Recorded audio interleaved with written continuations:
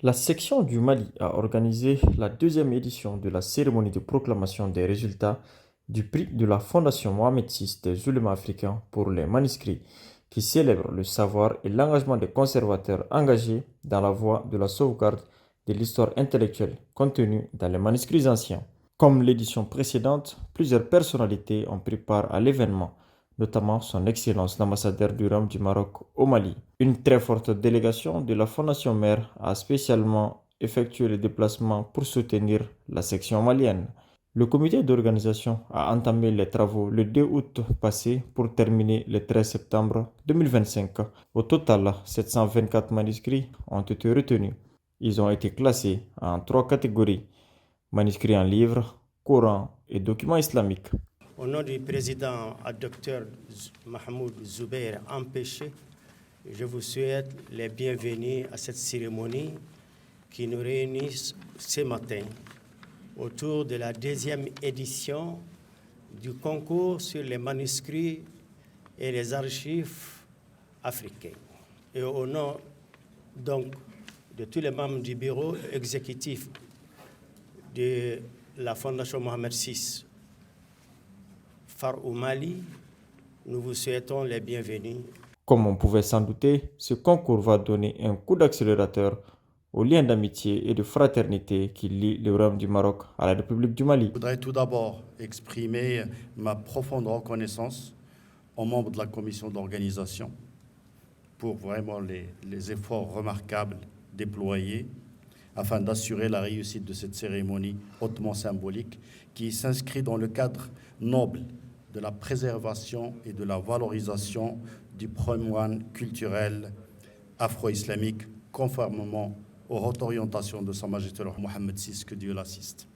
Ce que nous réalisons aujourd'hui, comme ce que nous avons accompli par le passé dans le domaine de la préservation du manuscrit, contribue à consolider les liens profonds et historiques qui unissent le Royaume du Maroc et la République sœur du Mali. Nos deux nations entretiennent, comme vous le savez tous, des relations historiques et fraternelles, renforcées par une coopération multisectorielle solide, fondée sur une base culturelle et cultuelle commune. Les trois premiers de chaque catégorie, soit 9 lauréats au total, se verront remettre des attestations de la part des officiels et des personnalités venues à cette cérémonie.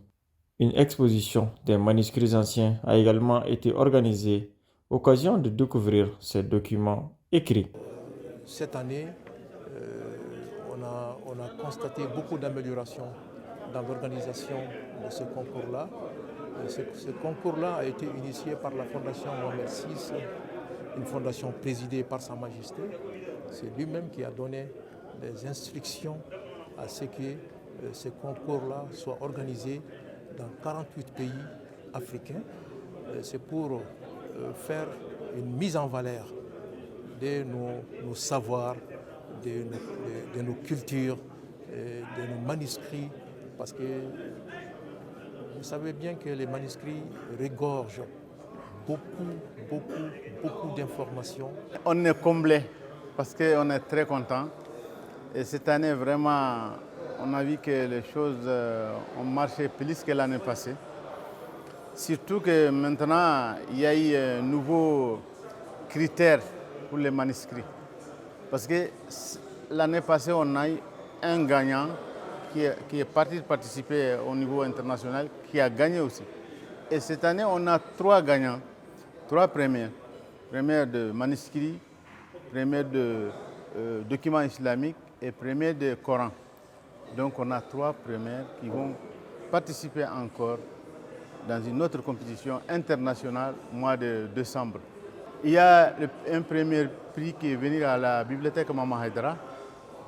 Il y a un autre premier prix qui est venu à la bibliothèque Moaz Nawai.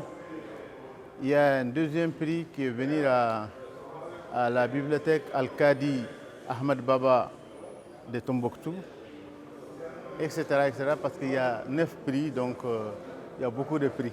C'est sur de bonnes notes de part et d'autre que s'est soldée cette deuxième édition. Vivement les prochains concours.